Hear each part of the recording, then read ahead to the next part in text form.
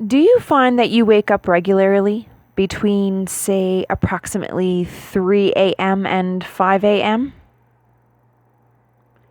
Have you heard a few of the sayings, the veil between dimensions is thinnest between this hour, or in this case, these hours?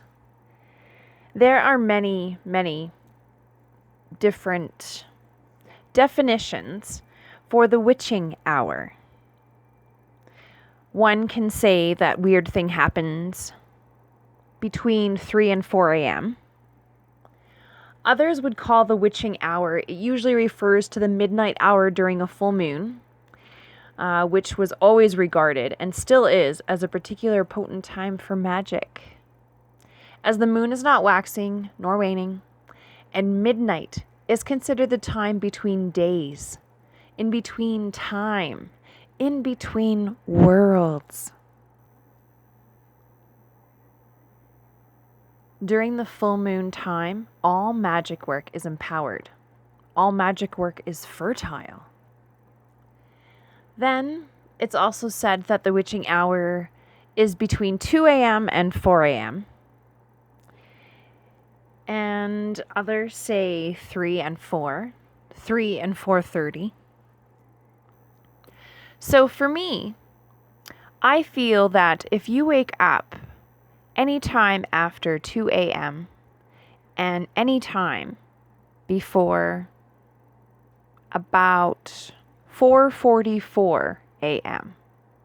Anytime after that, I feel like the veil has almost returned back to its proper dimension until the next cycle, the next evening.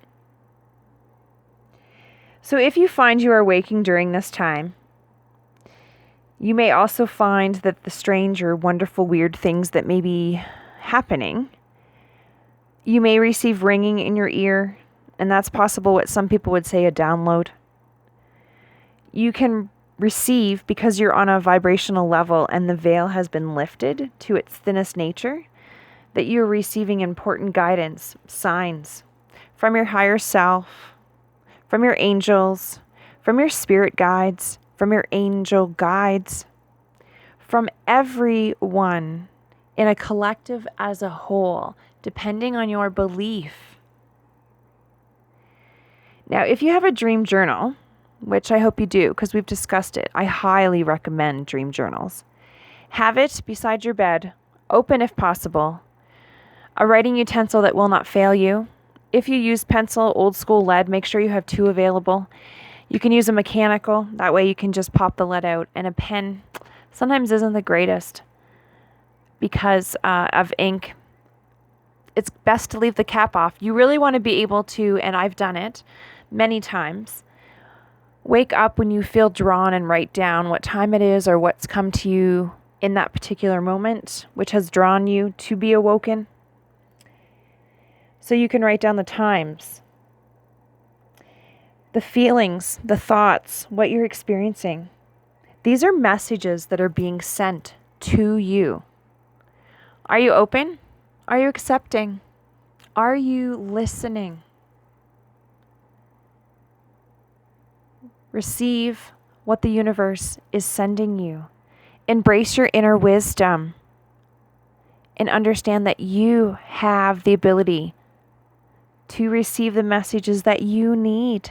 You are a powerful, beautiful being and a vessel on this earth, that you have the ability to use your powers for your highest good.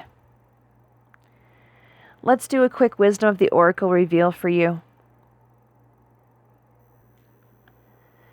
Unfinished Symphony came out for you today. The essentials with this Oracle card, and this is from the Wisdom of the Oracle Divination cards with Colette Reid. The unfinished symphony shows that you yourself need to have sympathy with yourself. You are playing in a beautiful, beautiful piece, and this beautiful piece is your life. You have the ability to embrace the music, the love, everything that is around you. You're making amends with yourself and you're learning from lessons that were incomplete. And now it's time for you to tie up the loose ends as you near completion of a cycle, this project, or a mastery of a lesson or skill. You are doing it. You are breaking free of the shackles that you had. And in the moment that you were contained in that jail per se, you are now ready to rebirth. You are sitting on that blue egg and you are ready to sing a song, embracing your heart song, your trueness. But before you can move forward, it's important that you come to terms with where you are now, where you sit now. Take inventory on your emotions. Closure can occur and answers you seek will be found, sweet soul. You can't move forward if you are leaving things unfinished. It's impossible. You need to tie it off. Reflect on what has passed so that the symphony can finally end on a high and perfect note. When unfinished business casts their slight shadow on you over your life, it is a reminder that you, sweet soul, procrastination, it's a form of self-sabotage. Let it go.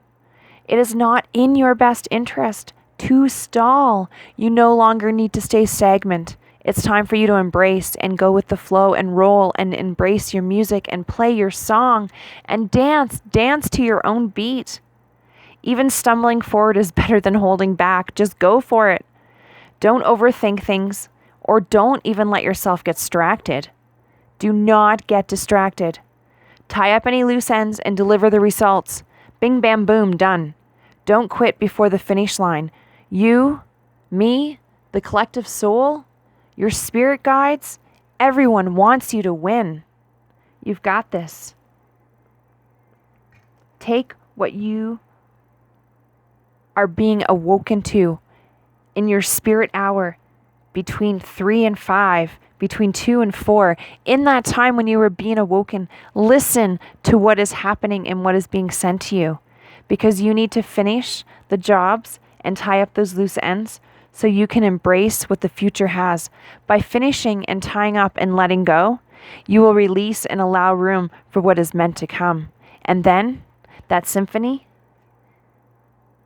there'll be a standing ovation. It'll be magical. Thank you, sweet soul. I hope that you have yourself a wonderful day. I appreciate you. I appreciate you taking the time to come, to visit, and to share. I know there's other things you could be doing and other video and creators you could be watching. And I appreciate you in helping me finish this symphony of life and helping others heal to the music that Spirit has provided. With love and light, release all energies that do not serve you, all negativity that surrounds you, and all fears that limit you. What is meant for you will not pass you by. Remember to breathe today. Inhale the positivity, pause and see, live, believe what you are searching and reaching for, and exhale anything that is holding you back, because you have unfinished business and your symphony is ready to play, and play like never before.